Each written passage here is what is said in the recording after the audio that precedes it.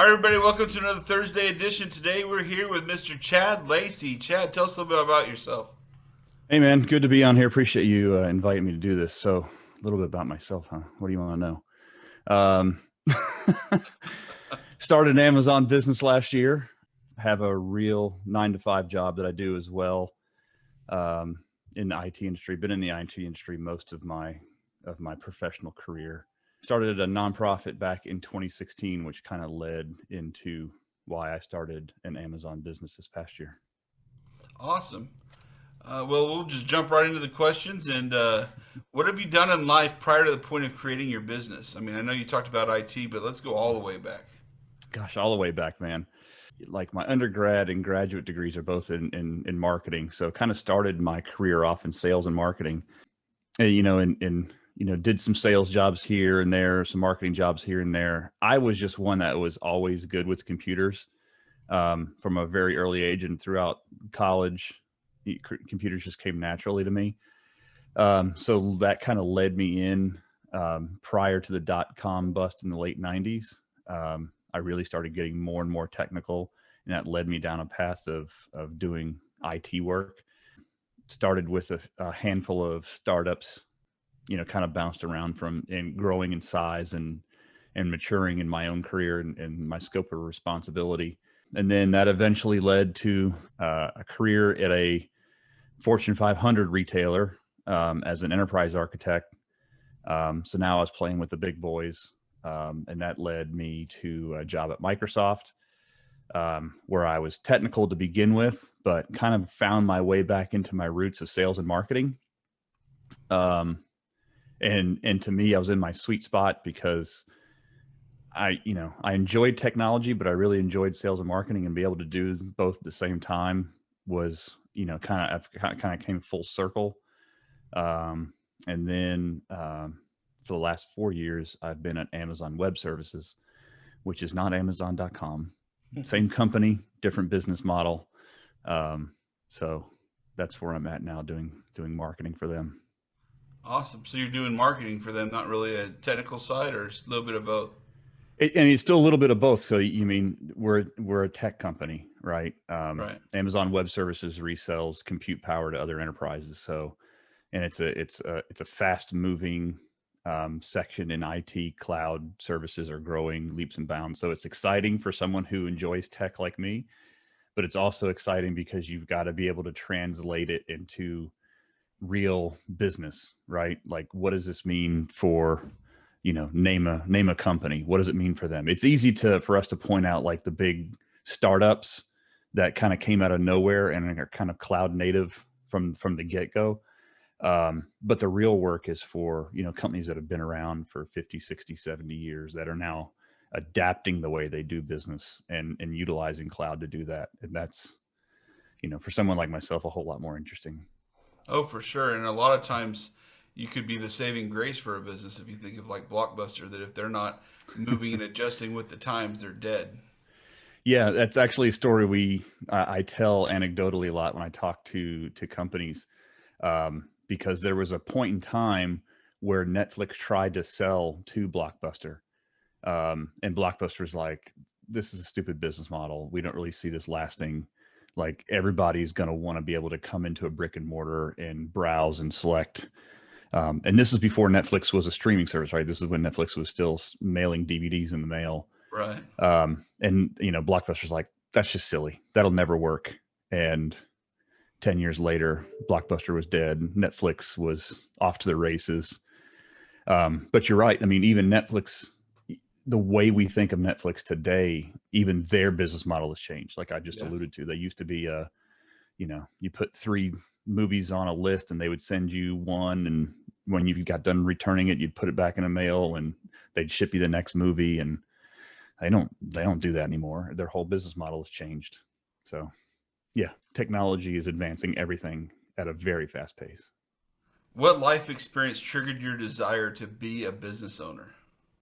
I've always had an entrepreneurial spirit. Part of the reason why when I first made the move to tech and was at startups, I really liked it. Anybody who's ever worked at a startup kind of understands that, especially with a startup that has a tech background, in that you wear a lot of hats at a startup. So you may be hired to do this one job, but you got to realize you're at a company of less than 20 people. So, you're going to be taking out the trash, sweeping the floor. Oh, and by the way, you're the IT director and the marketing director, and, you've got to do it all. So I really love that because it gave me a real foundation and entry into what it takes to run a business without having to risk my own capital. Like, you got to see it's hard to grow a business, right? And you got to see the decisions that these business owners make as they, do I hire this person or do I put money over here? Like, those are real decisions as you're growing your business. And I kind of got to see that at a ground level and learn, probably more than anything, learn a lot of mistakes that I saw other people make without taking my own risk. So, but I've always had that entrepreneurial spirit. I've always kind of wanted to start something of my own, which is, what led me to start a nonprofit, and then eventually start my own for-profit business. I guess I probably did it backwards than most people. A lot of people start a for-profit business and then start a nonprofit afterwards. I'm doing it the reverse order. What is your experience in business? Oh, wow. So from a degree standpoint, my undergraduate was in business administration, like I said, and with a focus on marketing, and then got my MBA a few years after that. My experience in business, predominantly has been around the sales and marketing side. And that's just kind of naturally who I am. I tend to be more of a big picture person. I'm not a really detail person. Like, I can do it, but that's actually work for me. Right. Like, something that would probably take someone like 10 minutes to do, like finance and accounting. They can sit down and do it really quick. I'm like, yeah, no, man, that's going to take me like a couple hours. But to come up with an idea or strategy, like, I can do that pretty quickly. And that's what most of my jobs have been, outside of the technical work that I did. Like, even before I went to work at Microsoft, I was an enterprise architect, like I said, at a Fortune 500 retailer. Um, and working there, it was really high level, big picture, coming up with a 3 to 5 year plan with the CIO and helping the CIO understand this is where technology is going. Here's how we can leverage the technology. So a lot of my jobs that I've held over my lifetime have been translating what tech can do for business, and connecting those. And again, that has always come naturally for me. And I found out that that's not easy for a lot of people to do. And that's kind of just the niche I have found myself in the professional career of, like, oh, this shiny thing that blinks blue can make me money somehow. And connecting those dots. Well, that's going to tie into the next question because I know for me, especially, like landing pages is something I'm having to learn I have no idea. I mean, I know what it is in the concept, but setting it up and making sure I can interpret the data and all that stuff is something I'm focusing on going into the next like growth phase of my business. I'm appreciating the list and the trackability of how you get customers where and all that. So that ties into what life experiences have you had that you feel are an asset in your business? Life experiences for me. I mean, I'll go back to a basic one. Like, growing up, my dad was an executive with General Motors, and so we moved around a lot, and that has been an asset to my life in a lot of different ways. In that, I got exposure to different lifestyles around the country. Right, like, my whole family is originally from Dallas, Texas, and it's kind of like a no-brainer statement to say that people from Dallas, Texas are not like people from Boston, Massachusetts. Like, everybody, like, well, duh. Um, but what does that translate to in the way people live their life, right? And the way people think about the world and their surroundings and everything else. And so at a really early age, I got exposed to that.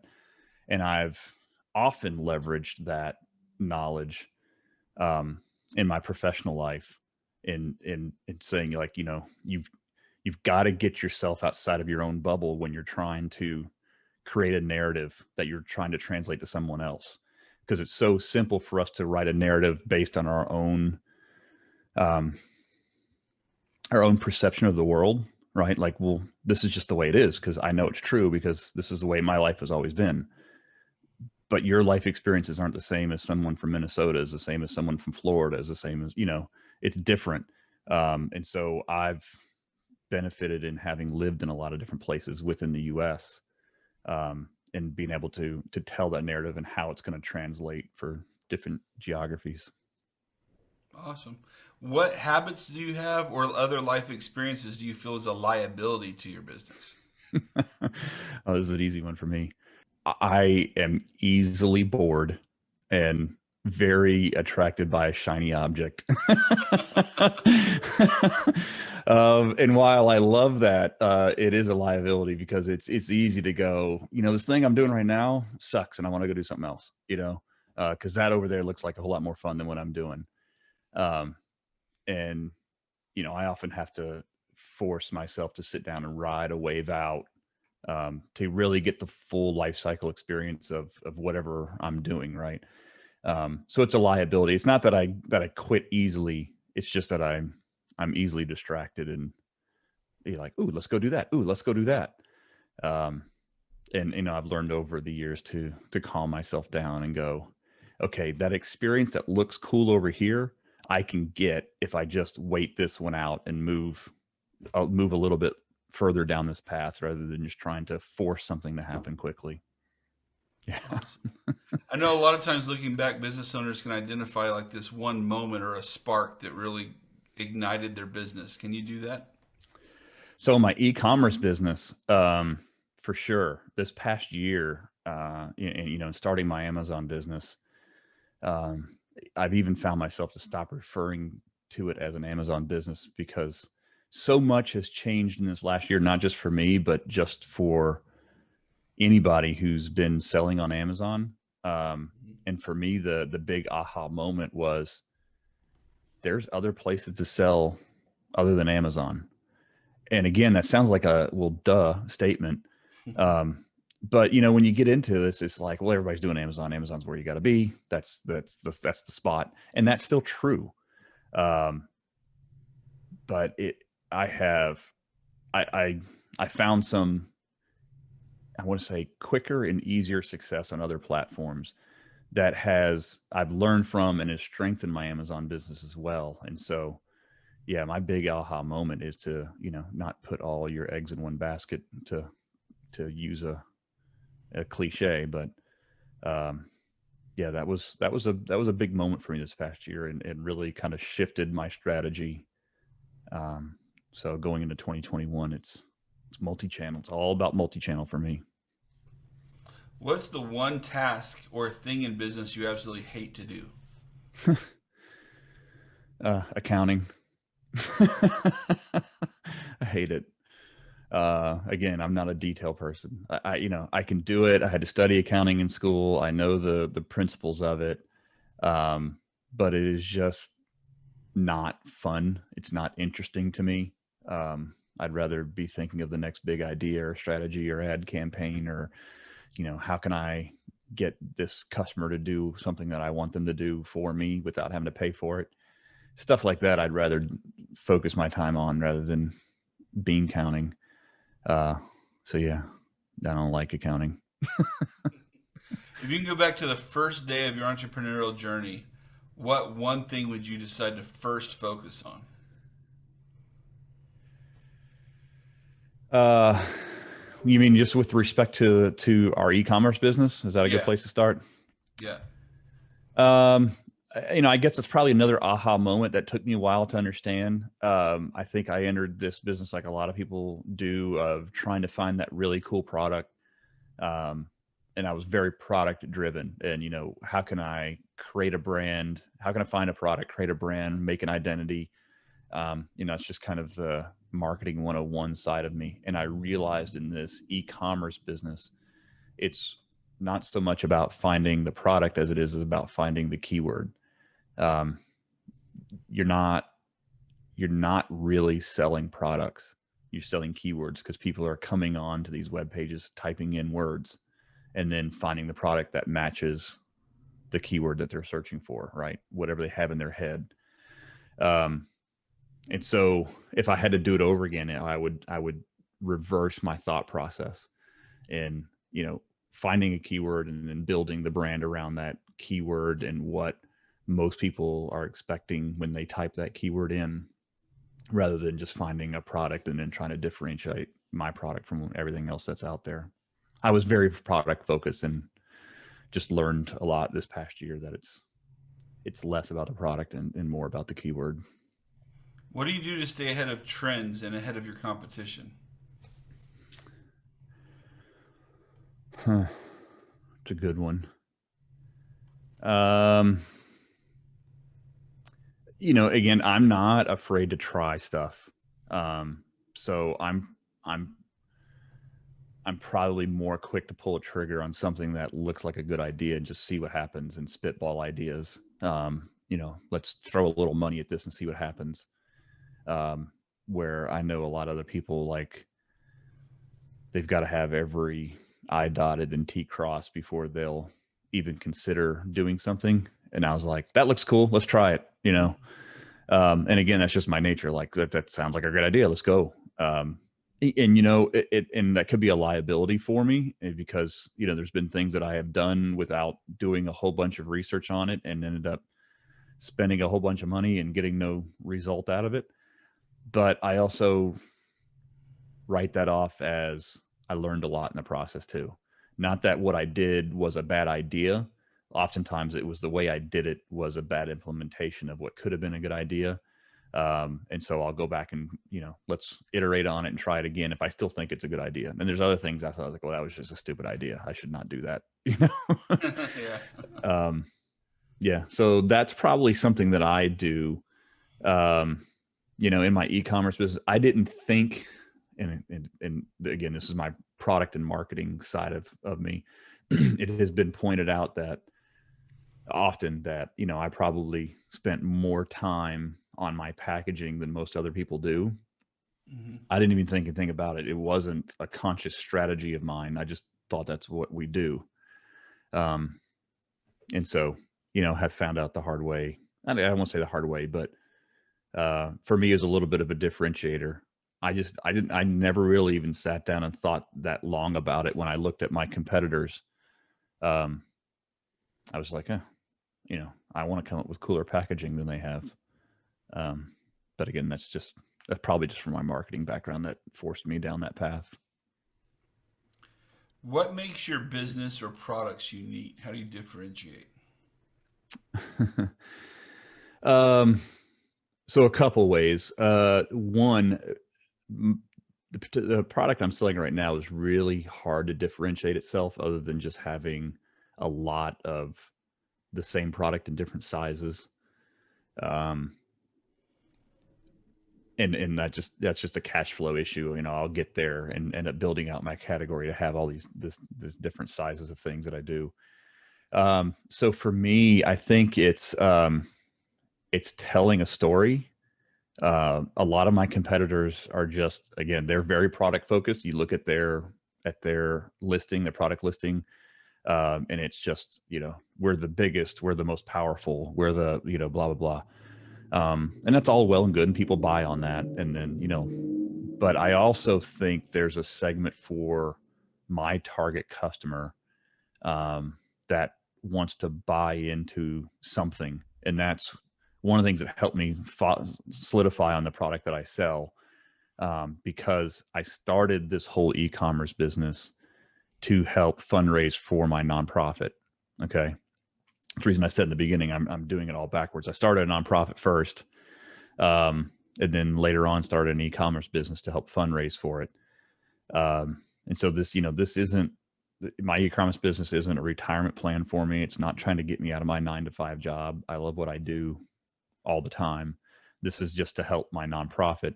And so I weave that into the story of why my company exists and why I do what I do.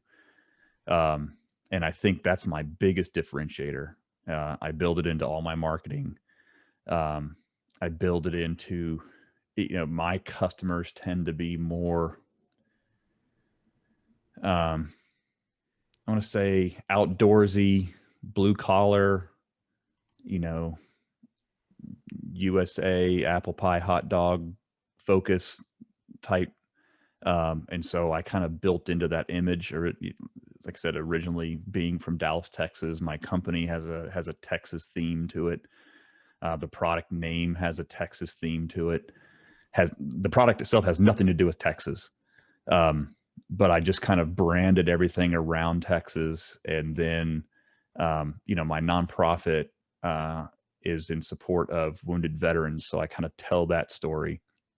And so maybe that's something that I did a little different than my competitors in differentiating the product, in that I didn't try to pitch myself as I'm mega corp and I make the biggest, baddest, most powerful, and I came out of like, I'm small mom and pop.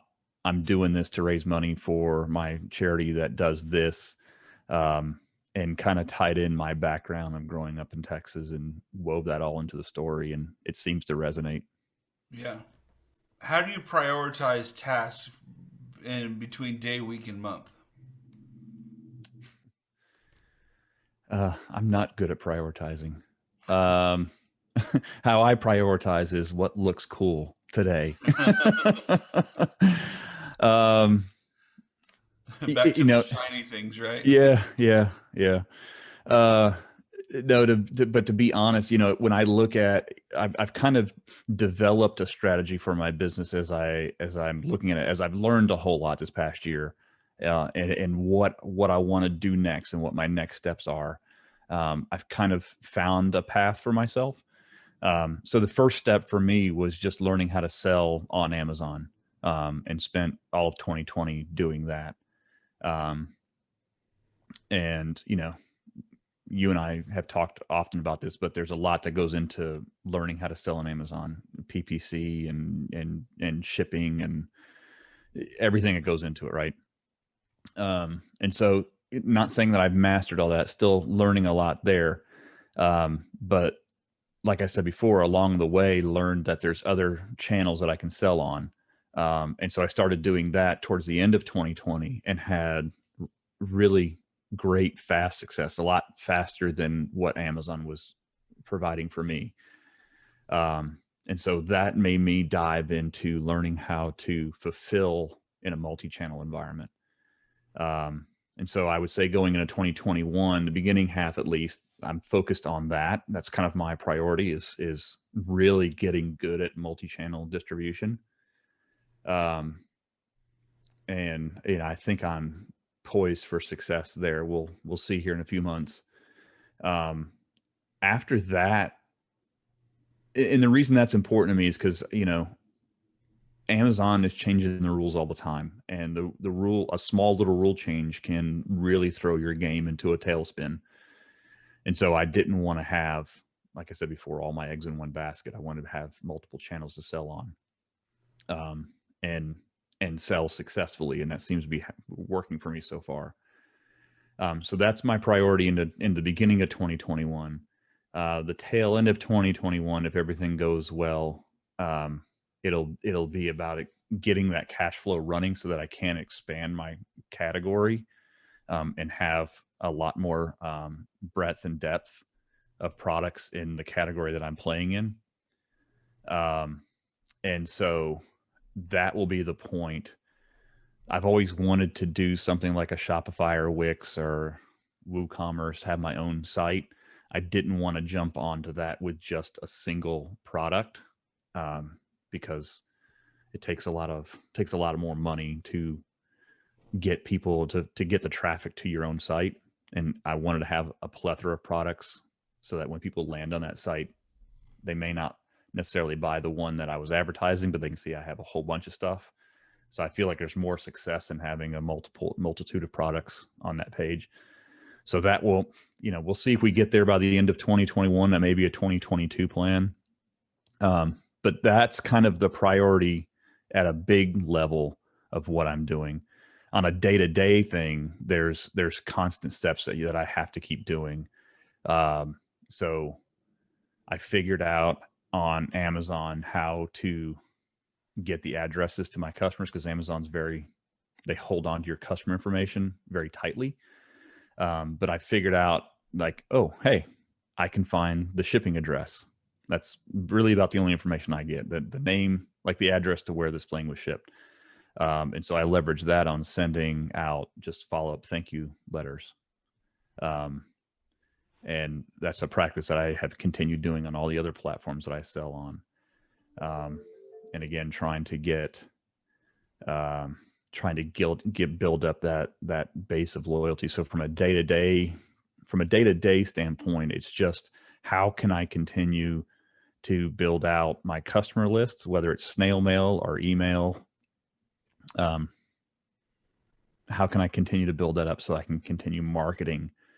And I haven't been successful here yet, but I'm really trying to drive these customers into interacting with me on my Facebook page, my Instagram page, Twitter, whatever, so I can get the following going there. And again, then bleed them over to the story that I'm trying to tell with my nonprofit, and hopefully get them involved there as well. Awesome. How do you manage stress?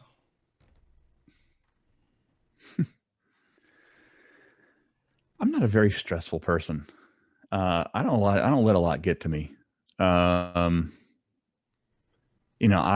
can get on my soapbox and preach about something, or rail against something, but for the most part, nothing really stresses me out. My nonprofit is a company called Hero Flights, and I fly wounded veterans to their medical appointments. And so the biggest stress reliever for me is just to go flying, which I often get people laughing at me. They're like, that would stress me out. And I'm like, it doesn't. That's like, I can get 8,000 feet away from everybody and above the clouds, and it's just as peaceful as can be. And I absolutely love it. So that's my general biggest stress reliever. Other than that, just like to go on vacations, get outside, change of scenery. New experiences always get me, and it's probably a reoccurring theme, but I love living out new experiences, whatever it is. So anytime I can find something I haven't done before, like, yeah, that'll be fun. Even if just, thinking way back when, 10 years ago, it was making gnocchi with an Italian chef in Lake Como in Italy. And I was like, that sounds like fun. I'm not a chef. I don't know how to make anything, but I had an opportunity to go do that. And I was like, let's go do that. Just being in Italy sounds like a whole lot of fun. Yeah. And I'm working with this Italian chef that doesn't speak any English, and I don't speak any Italian. So that was interesting, but just spent the day doing that, and it was fun. Awesome. Yeah. What do you attribute your success? For me, it kind of ties back a lot of things you and I have already talked about today, is that I embrace change. Change does not stress me out. I love it. And that has helped me out in my professional career, because being in IT and being in cloud services, especially, things change hourly. Like, it changes all the time.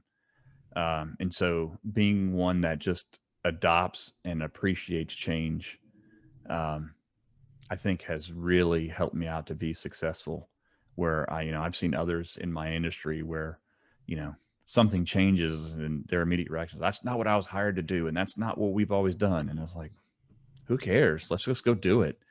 Let's figure it out. Let's whatever. And I can bring that over to the Amazon e-commerce business. Amazon's constantly changing the rules, and it's like, yeah, the rules change. Who cares? Let's just figure it out. Let's just keep moving forward. Like, how can I adapt to the new rules? And there's a lot of similarity between the two, because, in the IT industry, it's, you get coworkers of yours you may be in a little bit of a competitive situation and trying to get a promotion. And, those people are like, I'm just not going to do this anymore. I just can't handle this. And they drop aside and you're like, all right, I'm still here. I'll keep doing. And you're the one that ends up getting the promotion, right? In the e-commerce business, it's the same thing. You get sellers who are like, Amazon's a crock. They keep changing the rules. I'm out. Cool. I'm still here. I'll keep selling, like you just roll with the punches and figure out how you can take advantage of, I don't want to say take advantage because that always sounds bad, but how can you make the rules work for you? Right. Well, and a lot of times we get into a pity party, or it's all about what the world's doing to us. But you have to change your mindset and realize they're changing this for everybody. They're not singling you out. Everyone has to deal with the same change, and it affects everybody. So Yeah. And it's trying to understand, why did the rule change? If I can understand why the rule changed, then I can figure out what the next rule change might be, or just be a little better prepared for it. Like, it's easy to pick on Amazon, right? Because they don't make life easy for sellers. But at the same yeah, time, it's not like they're in business to make life hard for sellers, right? They don't make money by making my life hard. There's a reason why, and I may not always understand why they're doing what they're doing, but I just have to accept it and figure out how I play, you know. And sometimes that rule may be like, oh, well, maybe I need to go find another sandbox to play in, or I'll split my toys between two sandboxes. Let's put it that way. Amazon's not the only sandbox, right? yeah, But that's not like I'm taking my toys and going home. It's, I'm still playing over here. right. Um, but you just, whatever. I, I I just think you just have to be really flexible and understand that, you know, like you said, the rules are the same for the most part, are the same for everybody. Um, and if the rule, you just figure out how you can survive and thrive. How do you effectively scale? Man, if I knew the answer to that question, I could probably write a book and make a ton of money. um, at its core, I think you have to realize what you do really well and what you don't do well, and then go find people who do well what you don't do well. Especially in the early stages. Like for me, like I hate accounting. I know how to do it. I could do it. I don't like doing it, and I'm not going to excel at it. So for me to scale, I need to find somebody who enjoys doing accounting and is better at it than I am to go do that for me. Strategy and marketing, pretty good at that. I can do that on my own. And that's where I find enjoyment. So I'm going to keep that one to myself. And I think it's just finding those little things, and it's being honest with yourself of, I'm not good at this. So I'm going to find somebody who is good at this to do it. And, if I can find somebody who can do it at a fair price and who's good at what they do, I mean, I honestly think that's the way you scale. Um, Too many times, and in businesses the size of yours and mine, it's easy. Those little decisions are easy, right? I think Right. when you start to get to the size of business where you've got 50 employees or maybe 100 employees or whatever, that gets a little more difficult because you're more apt to find somebody who's like you to help you continue doing what you do. Um, and that's a mistake. Like, it's easy to fall in the trap of finding a lot of people who are like you. Um, I think it's best to find people who don't think like you and surround yourself with them, because they'll keep you in check. And they'll do the things you don't like to do, and together you can all be successful. That's the way I think you scale. I don't. I agree. What do you feel are your most valuable skills? Um, I'm a pretty creative person. So I think my valuable skills are, like I can find patterns pretty quickly. I can, I like to think of the strategy, the big picture, the how are we different than anybody else. Um, where is an underserved market that we can fit into a niche? Those are the things that I think I do well. Um, and then wrapping a plan around it. And again, my friends always they continue to give me a hard time because I'm constantly like, we'll walk around, downtown somewhere, and I'd be like, this would be a good place for this kind of business. Like right there in that spot, in that corner, this type of business would kill it. And I was like, man, I should open that. And then I never follow through on it. Right. Because, I need other people around me to show me, well, how are we going to finance that? How are we going to, like those are the things that keep me from moving forward. But there's been a couple times where those pieces have come together. And I've had some of those people around me, and it's, I throw out an idea of, we could do this right here and it would be huge. And somebody else is like, yeah, I know where we can get the money from that. And somebody else is like, yeah, and I know, somebody who can deliver on this. And I'm like, dude, why are we waiting? We need to go do it, Yeah. So that's where I think my value comes in, is sparking the idea. We kind of went over this, so maybe go between your for-profit and your nonprofit. Yeah. What are your short and long-term goals? Yeah. Short-term goal is an easy one. It's to get profitable this year. I had a really good last year in learning, but lost money because the startup costs of business. That's not a negative. I knew I would. Actually thankful for it because I need the tax write-off. But this year feeds into the long-term goal. I want to get profitable. I want to grow this business. I want to grow this brand.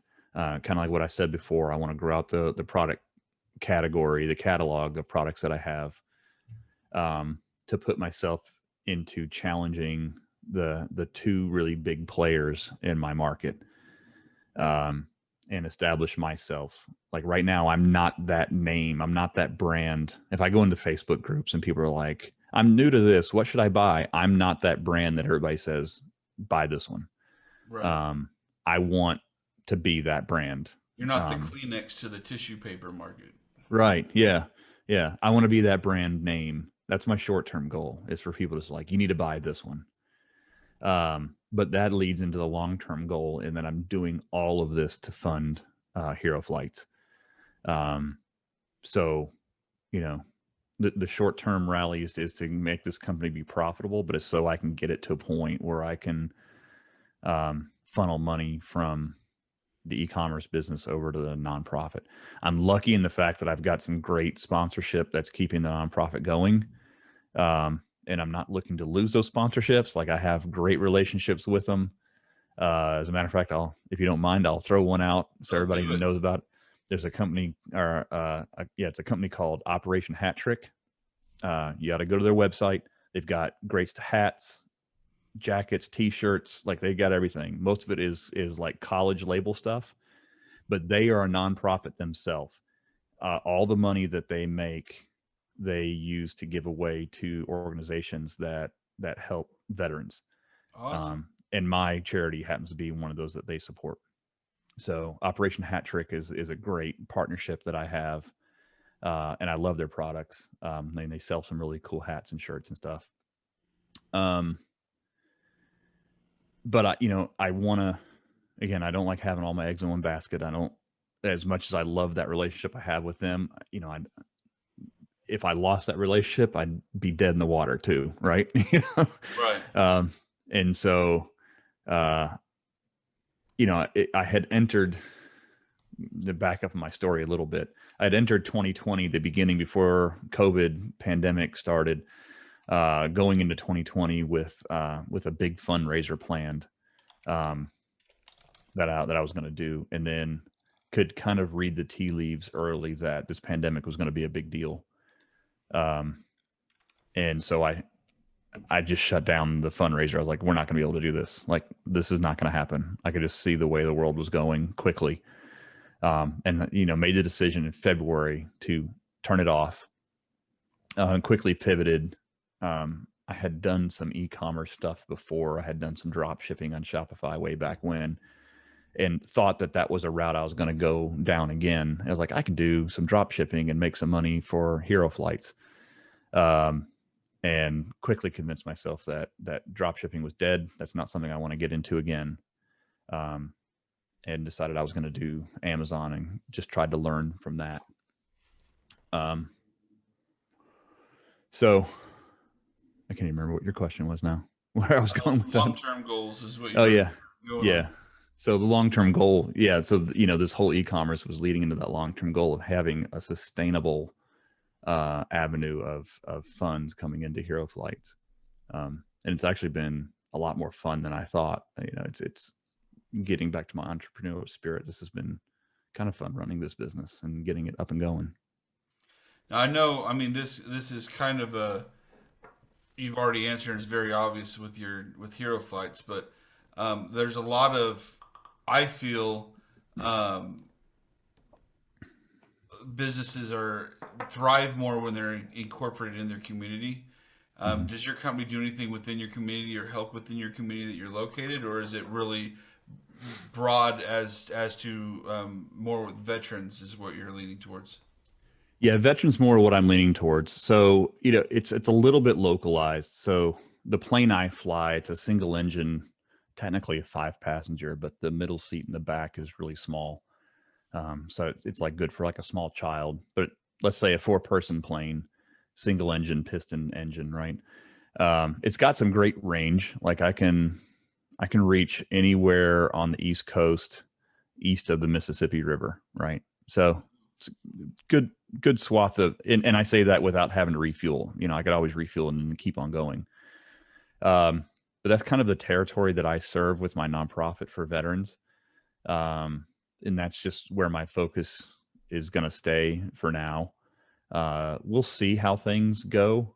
My long-term growth plans for Hero Flights itself is to get it at a position where I can help other pilots help veterans, right? So the flying community is honestly, almost everybody I've ever met in the flying community is always willing to help. I live in North Carolina right now. Was it a year or so ago? There was a hurricane that came through like Wilmington, Myrtle Beach area in South Carolina. And flooded a lot. It wasn't a big, huge hurricane. It was only, they thought it was going to be a category 5 when it hit, and it only ended up being a category 1. But it kind of stalled and sat there and dumped a bunch of rain and flooded the whole area out. And Wilmington, which is down on the coast of North Carolina, was basically cut off from the rest of North Carolina. All the roads in were flooded. Nothing could get in. But the airport was open. And so like the pilot community around me, everybody just started loading up their planes with like bottled water and diapers and whatever, and just flying it in. And that's pretty natural of the flying community. And so I run into a lot of pilots who find out what I'm doing for veterans, and they're like, I'd love to help out. And I was like, well, I would love to be in a position to be able to offset your costs. But I'm not there right now. I'm just offsetting my own costs. So, again, long-term strategy, that's where I want to get that nonprofit at. And there's a whole lot more to it. Like there's rules with the FAA and doing that. And I've already got the paperwork with the FAA cleared where I can do that. So the pieces are in place. It's just growing my e-commerce business so I can grow my nonprofit to do what I want to do. Awesome. Man, this has been painless. We're down to our last question. If you had one piece of advice for someone that is just starting out, what would it be?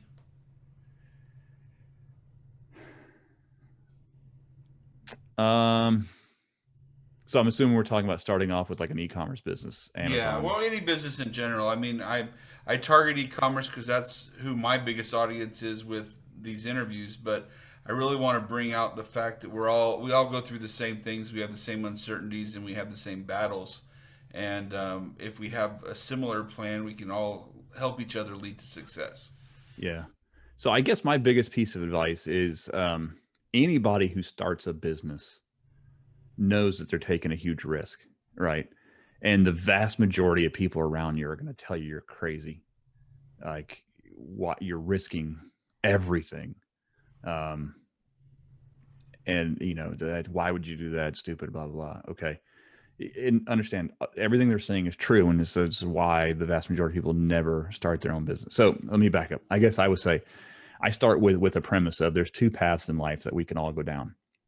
You can either work really hard to build your own dream, or someone else is going to pay you to build theirs. Okay. That's the path you can go down.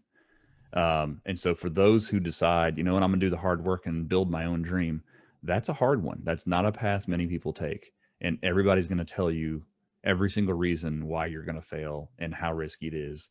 And I'm not saying that they're wrong, but you got to have a conviction in yourself to be able to see it through.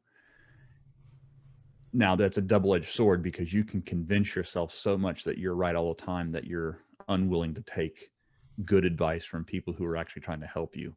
And so my biggest piece of advice is being able to discern those who are naysayers and those who are trying to help guide you and avoid potholes, right? There are people who tell you, like, you know, opening a restaurant, you know, restaurants have the highest failure rate, and, you know, they'll quote all these stats. These are all people who have never started a business. They never started a restaurant, but they know every reason why not to start a restaurant. Right. Um, and so you like channel those people out, but then find the people who, you know, have gone down this path and say, don't do that. You know, there's a difference between somebody who knows what they're talking about and trying to help you avoid pitfalls, and someone else who's just a naysayer and avoiding you from having the success that you can see. So yeah, learn to distinguish those two things. I think sets you up for the best success. Awesome.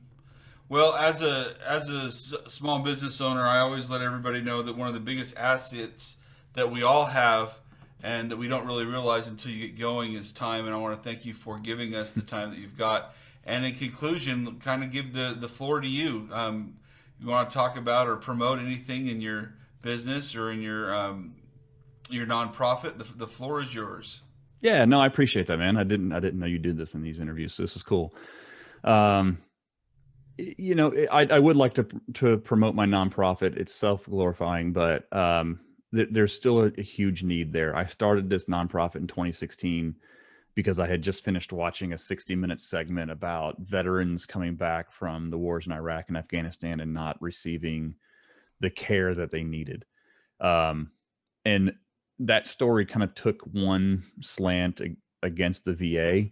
But when I did my own investigation, what I found out was there was a significant number of these veterans where the VA is really good at meeting folks' physical needs. Okay. But they're not really good at some of the long-term, especially emotional care. And, you know, and especially when I talk about traumatic brain injuries and PTSD and some of that stuff. There's no cure for a traumatic brain injury, right? But there are organizations out there that can help and are studying it, and lots of different services. And so what I found out was that the VA would refer these veterans to these services, but often the services were not near where the veteran lived. And because of their physical injuries and a lot of their emotional and mental injuries, they couldn't get there. And I was like, well, I know how to solve that because I'm a pilot, been flying since I was 15 years old. And I'm always looking for a reason to fly. And instead of just spending money doing circles above my house, it's a whole lot more fun to go help somebody. And so, you know, I started off on this mission of flying these veterans to their medical appointments. It's been hugely satisfying, but what I have seen over the years is, as a country, we're talking about the veterans' needs less and less, right? In 2016, it was still kind of top of mind. It was starting to fall off, but people were still talking about it a lot. Here in 2021, you know, you just don't hear about it as much. It's out of the news cycle. Everybody's talking about other things. And so I want to make sure everybody knows that it's still very much needed.